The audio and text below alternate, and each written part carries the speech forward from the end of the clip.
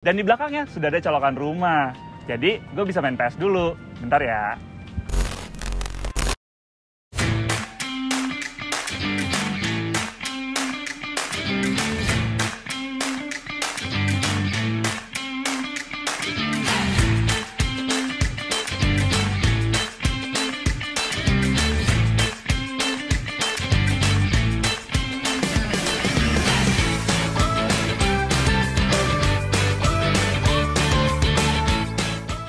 Halo guys, welcome back to CVT, Car Videos and Talk Shows. Baik lagi sama gue Gopas Tobing. Ya, era elektrifikasi di dunia otomotif sudah semakin dekat. Bahkan beberapa pabrikan mulai berlomba-lomba untuk mengeluarkan line-up elektrik mereka. Dan pemerintah pun mengeluarkan peraturan-peraturan yang sangat menguntungkan mobil elektrik. Namun bagi kami sendiri, hal tersebut belum dibarengi dengan pembangunan infrastruktur yang memadai. Infrastruktur yang mendukung mobil listrik baru ideal di kota-kota besar dan terutama di Pulau Jawa. So, Mitsubishi menawarkan solusi yang menarik di Mitsubishi Outlander PHEV ini. Solusi menarik apa itu? Langsung saja kita bahas. Ini dia Mitsubishi Outlander Plug-in Hybrid Vehicle.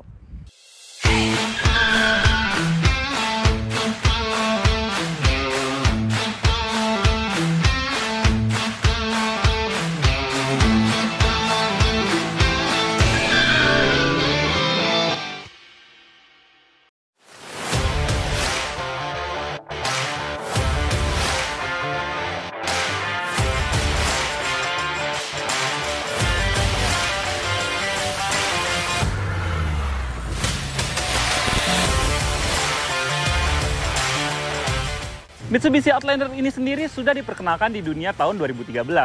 Namun di Indonesia baru diperkenalkan tahun 2019. Ya agak outdated sih ya. Tapi tenang, mobil ini memiliki fitur yang unik yang berguna tidak hanya untuk mengurangi kos dari pemiliknya saja, tetapi juga bisa membantu di orang sekitarnya. Fitur apa itu? Nanti kita bahas. Nah pertama, kita bahas desain depannya dulu ya. Bahasa desain depannya dia sudah menganut bahasa desain Mitsubishi terbaru ya, yaitu Dynamic Shield. Jadi guratannya itu sangat mirip dengan Pajero Sport yang kita kenal sekarang, tapi bukan Pajero Sport yang facelift ya. Nah, kita lihat grillnya. Ya, grillnya ini menggunakan dark chrome, jadi terlihat ganteng ya dan sangat beda. Jadi karena penggunaan dark chrome ini dia jadi terlihat lebih SUV dan tidak terlalu norak. Dan juga di sini dia juga karena dia masih memakai mesin bensin, dia tidak bisa dibikin seperti mobil elektrik lainnya. Kalau mobil elektrik lainnya di sini tertutup, sementara kalau dia masih membutuhkan pendinginan dari udara. Jadi dia di dekat sini tuh dikasih lubang lagi, tapi tidak terlalu besar ya, karena mesinnya bukan penggerak dominan dari mobil ini. Nah, berpindah ke headlamp, di headlampnya sendiri sudah memakai LED DRL ya, dan lampunya sendiri sudah memakai auto headlamp, dan juga memiliki teknologi double LED projector. Kita udah coba di malam hari dan itu terangnya terang banget, keren banget. Terus untuk teknologi lainnya, dia juga sudah memakai auto high beam. Jadi kalau kalian aktifkan auto high beamnya, di jalan yang gelap, dia akan menyalakan high beam secara otomatis. Namun ketika ada mobil dari arah berlawanan atau tempat sudah terang, dia akan ke low beam dengan sendirinya. Terus untuk fog lampnya sendiri, dia sudah memakai LED ya, jadi penerangannya nggak usah diragukan lagi. Terus di depan sini dia sudah memakai sensor, dan sensornya ini tidak hanya sensor parkir saja, tapi dia juga berguna untuk adaptive cruise control dan juga forward collision mitigation. Dan teknologi tersebut juga bisa dilihat dari bentuk simbol Mitsubishi di sini ya. Ini bukan pajangan aja, dia juga disematkan sensor untuk mendukung teknologi tersebut. Lanjut ke samping, begitu kalian membeli mobil ini, kalian akan mendapat stiker seperti ini. Gak ada yang canda. Stiker ini berhubung ini test car ya, jadi dikasih stiker supaya kelihatan beda kalau mobil ini merupakan plug-in hybrid. Jadi bikin stiker yang besar supaya kelihatan beda. Tapi tenang aja, kalau kalian beli mobil ini, kalian akan mendapatkan polos, nggak ada stiker sama sekali. Dan sayangnya pilihan warnanya cuma ada dua, yaitu hitam dan putih. Ya, itu selera sih. Nah, di samping sini dia sudah menggunakan ban 18 inci dengan profil 225/55 R18. Jadi untuk pilihan profilnya cukup unik ya, bukan profil-profil yang mainstream. Terus di samping sini dia juga sudah memakai roof rail di sini yang menambah kesan SUV. Terus di spionnya dia sudah auto retract, auto folding, dan juga sudah memakai blind spot monitoring. Jadi kalau kalian pindah jalur dan di sampingnya ada mobil, kalian nggak lihat, dia akan menyala dan mengeluarkan bunyi di interior. Dan yang membedakan lagi adalah di sini dia ada emblem plug-in hybrid yang cukup besar. Jadi mobil ini tuh masih menggunakan bensin, tetapi dia tetap bisa di-charge. Nah, gimana cara nge-charge-nya? Nanti kita peragakan. Terus berlanjut ke bawah. Di bawah sini dia sudah memakai chrome yang besar, jadi menambah kesan mewah dari mobil ini ya. Di samping, ia juga sudah disematkan kamera yang berguna untuk menjadi kamera 360. Dan kamera pun sangat jernih. Dan juga sudah ada garis yang dapat mengikuti arah dari setir. Dan ke belakang, ya, desain belakang dari Outlander PHEV ini memang mirip-mirip dengan Mitsubishi pada umumnya ya. Dia sudah memakai antena shark fin, terus di bawahnya dia juga sudah memakai spoiler. Terus lampunya juga sudah memakai LED bar, lampu remnya sudah LED, tapi sayang, sennya masih bohlam biasa. Dan juga lampu mundurnya itu cuma sebelah sana, jadi nggak ada di sini ya. Jadi dia kalau kita masukin mundur, itu nyalanya cuma sebelah. Dan di belakang sini sudah ada emblem Outlander PHEV.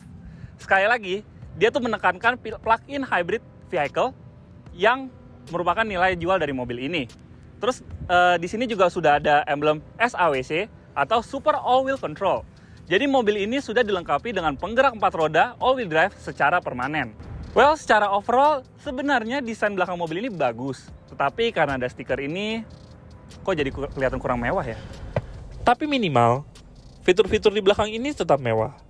Karena tetap ada power back door. Walaupun bagasinya dibanding Outlander biasa, ia lebih kecil. Itu semua karena ada baterai di bawah bagasi ini, dan itu juga yang menjadi alasan kenapa tidak ada varian 7-seater untuk yang PHEV. Bagasinya sendiri berkapasitas 451 liter, yang dimana membuat sebuah koper besar ini, sebuah koper sedang, dan sebuah koper kecil akan masuk dengan mudah. Masih kurang. Dapat dilipat rata lantai hingga ke depan sehingga memiliki kapasitas 1.590 liter. Di bawah bagasi, dia tetap ada ruangan untuk menyimpan barang dan juga mobile charging socket. Dan mobil ini bisa berfungsi menjadi genset selama 9 jam ya. Jadi kalau kalian butuh daya sebesar 1.500 watt, mobil ini dapat menyokong daya tersebut selama 9 jam. Dan di belakangnya sudah ada colokan rumah. Jadi gue bisa main PS dulu. Bentar ya. Yes, bahkan jika daya listriknya penuh seperti ini, kita tidak perlu menghabiskan bensin seliter pun selama penggunaan elektroniknya. Nah, bagaimana cara mengecas daya listriknya? Ya, seperti kita tahu mobil ini memiliki dua energi, yaitu energi listrik dan energi bensin. Nah, berbeda dengan mobil hybrid konvensional, energi listriknya bisa kita isi dengan cara mengecas di rumah atau beberapa charging station yang tersedia di wilayah Jabodetabek. Nah, sayangnya mobil ini masih menggunakan port yang sudah ya cukup usang dan mulai ditinggalkan di beberapa charging station. Jadi ya semoga aja masih ada ya. Nah, kalian juga bisa mengecas di rumah dengan colokan yang tersedia, yang kalau kalian beli mobil ini akan diberikan oleh Mitsubishi Motors Pramayuda Sales Indonesia atau di charging port yang tersedia di wilayah Jabodetabek. Dan selain kedua itu, kalian juga bisa mengecas di beberapa bengkel resmi Mitsubishi yang tersedia di wilayah Jabodetabek maupun wilayah Indonesia lainnya. Nah, untuk ngecasnya, pertama kita buka dulu nih, tutupnya seperti tangki bensin pada umumnya ya. Terus kalian juga bisa nih buka tutup soketnya dan kalian tinggal colok. Nah, untuk lama pengecasannya, kalau kalian di rumah, kalian bisa memakan waktu 3-4 jam. Sementara untuk di charging port PLN yang berbasis DC ini, kalian cukup menunggu selama setengah jam atau maksimal 1 jam. Nah, untuk biaya sendiri dari 0 sampai full, di rumah kalian cukup memakan biaya Rp19.500. Sementara untuk di charging port PLN ini memakan biaya sekitar Rp22.500.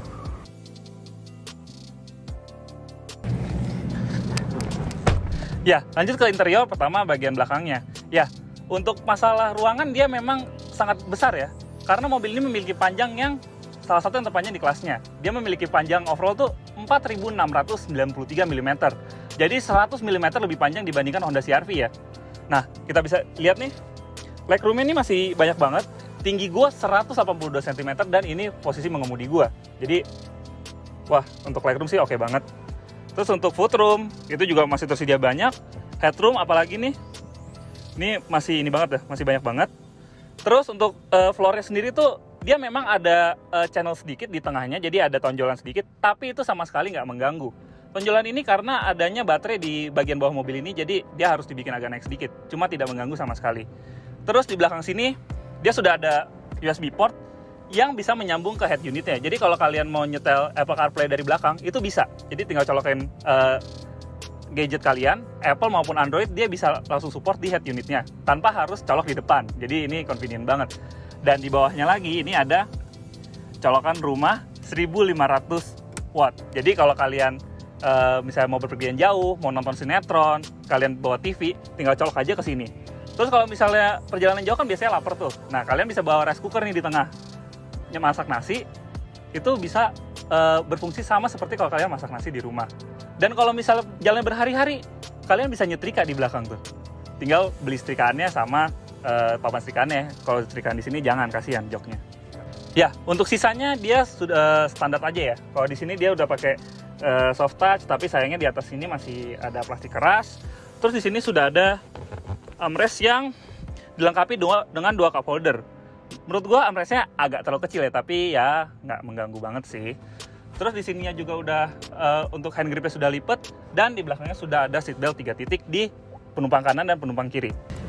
Ya, lanjut ke interior bagian depan. Ya, untuk desain interior sendiri memang sudah terasa outdated ya. Namun material ini cukup bagus. Dia di atas sudah soft touch, terus di tengah sini dia sudah memakai aksen-aksen karbon ya, walaupun bukan karbon asli. Terus untuk entertainment sistemnya sendiri, dia sudah kayak gue bilang tadi, udah memakai Android Auto maupun Apple CarPlay. Dan di head unitnya kita bisa lihat nih energy flow-nya. Jadi seberapa besar energi yang dialirkan ke baterai, dan apakah mesin aktif untuk menyalurkan daya ke baterainya ataupun membantu menggerakkan roda depan. Nah, untuk climate control sendiri dia sudah auto climate control dan juga sudah dual zone. Untuk setirnya sendiri dia sudah tilt dan juga teleskopik, walaupun dia masih mekanis ya, belum elektrik. Terus untuk speedometernya sendiri dia mirip dengan Pajero Sport. Tapi warnanya kalau Pajero Sport itu kan putih dan MID-nya berwarna ya. Nah, kalau di sini dia ada putih dan juga aksen-aksen birunya. Nah, untuk sebelah kirinya itu dia ada penunjuk kinerja sistemnya. Jadi seberapa besar charge-nya, terus seberapa besar kita eco driving, dan juga tenaga yang dipakai. Nah, tenaganya itu ada indikator 1, 5, 10, tapi itu bukan menandakan putaran mesin. Tetapi dia itu menandakan tenaga yang dipakai, jadi 1 dikali 10 kW, 5 dikali 10 kW, dan juga 10 kali 10 kW. Dan di tengah sini dia sudah memakai twin motor 4-wheel drive, jadi di sini ada switch-nya, kita bisa setel ke normal, lock, dan juga snow. Jadi kalau lock itu kalian bisa, misalnya mau ke tempat yang lumpur-lumpur, kalian tinggal setel ke lock aja, dia akan menyelaraskan sendiri putaran depan dan putaran belakang. Jadi bisa lebih reliable dan lebih tangguh di medan off-road. Sisanya terdapat seperti tuas transmisi yang futuristik ini, dan di belakangnya sudah ada tombol sport yang dapat mengoptimalkan keempat penggeraknya agar mendapat akselerasi terbaik. Sudah ada heated seat, electronic parking brake with brake hold. Lalu, di bawah AC, terdapat 12-volt socket, USB socket, pengaturan blind spot monitoring, dan juga tombol eco mode. Untuk kursi, pengaturannya sudah elektris. Dan untuk setirnya, di bagian kiri terdapat pengaturan kamera 360 dan multimedia. Sedangkan di kanan sudah ada pengaturan adaptive cruise control. Berat banget deh. Ya, lanjut ke mesin. Tadi kayak kalian bisa lihat sendiri, kita buka kap mesinnya cukup berat ya.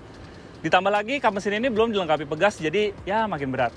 Tapi bagusnya di atas ini dia sudah dicat warna bodi dan sudah dikasih peredam ya. Ya maklum lah, mobil harganya 1 miliar lebih, masa masih belang. Nah, untuk sektor mesinnya sendiri itu dia memakai baterai sebesar 13,8 kWh. Dan mesin baterai tersebut mengalirkan tenaga ke motor depan dan juga motor belakang. Motor depannya itu berdaya 92 PS dan motor belakangnya berdaya 85 PS. Jadi kalau dikombinasikan sekitar 177 PS. Dan untuk mesin bensinnya sendiri, mesin bensinnya itu bertenaga 125 horsepower dan juga torsinya 211 Nm. Tetapi mesin bensinnya di sini tidak menjadi penggerak dominan ya. Dia hanya membantu menggerakkan roda depan saja dan dia tidak memiliki transmisi otomatis konvensional maupun CVT.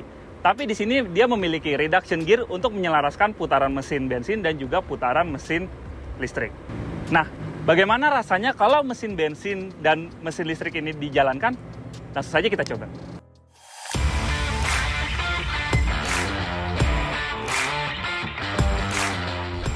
Ya, mengemudikan Outlander PHEV ini jujur posisi menyetirnya itu tidak seperti SUV monocoque pada umumnya. Ya, di mobil ini posisi nyetirnya itu cukup commanding ya, beda dengan SUV monocoque seperti CR-V maupun CX-5 yang cenderung agak lebih rendah. Kalau di sini tuh lebih tinggi, tapi bagusnya di mobil ini karena posisi menyetir yang tinggi itu, dia memiliki blind spot yang sangat sedikit karena semuanya terlihat ya. Dan feeling setirnya itu jujur, ini feel setirnya mengingatkan gue sama Outlander Sport. Dulu gue pernah pakai waktu ya sekitar 5 tahun yang lalu.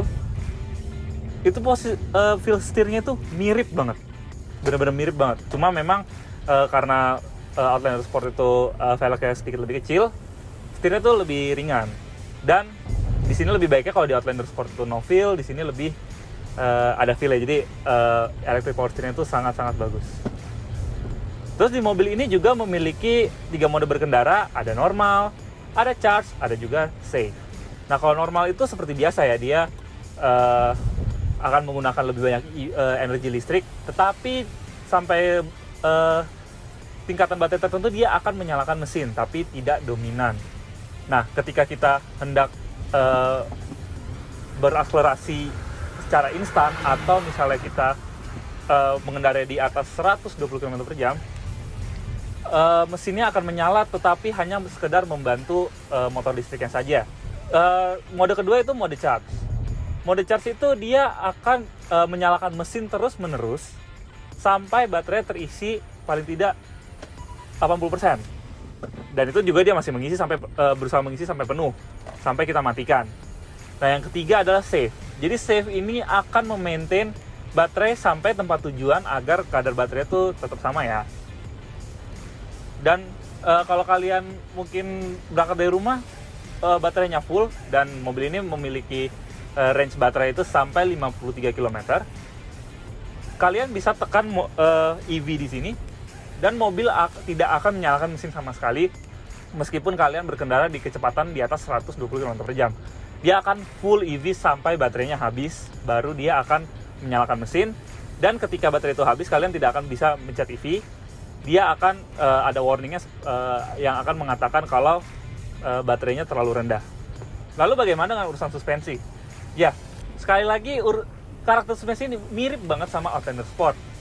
Cuma di sini mobilnya ini lebih soft dan tapi lebih refine. Ya wajar lah, karena harganya kan memang hampir 4 kalinya ini ya, hampir 4 kali Outlander Sport pada masa itu ya. Refinement-nya itu sangat baik. Dia bisa meredam jalan yang kurang rata itu dengan sangat baik, tetapi memang noise dari kaki-kakinya itu masih terdengar. Cuma bantingannya itu bisa teredam dengan sangat baik.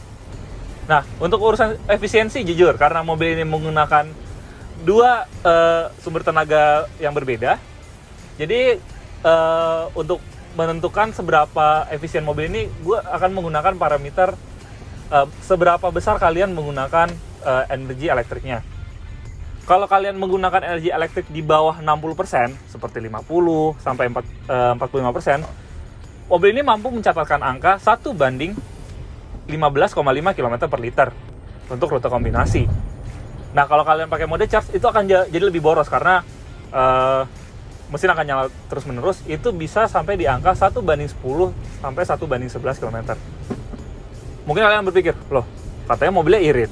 Ya memang, setelah baterai terisi penuh, kalian bisa berjalan 53 km dengan full elektrik, dan itu tidak akan mengkonsumsi bensin kalian sama sekali.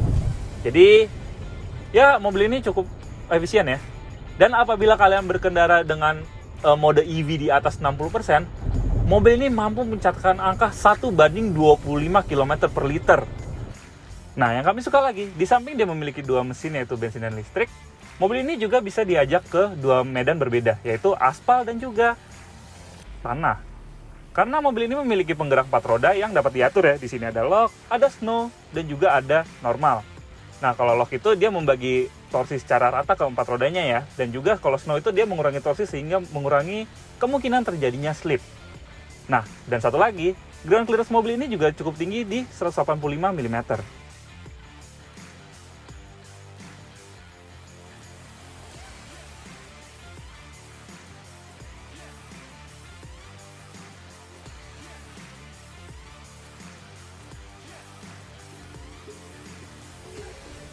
Ya, sekarang kita udah nemu jalan kosong, jadi langsung aja kita tes akselerasinya ya.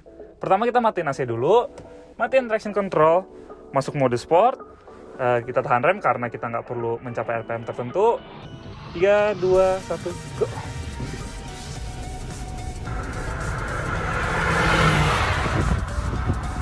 Ya, 100. 0-100 mobil ini mampu ditempuh dalam waktu 9,2 detik.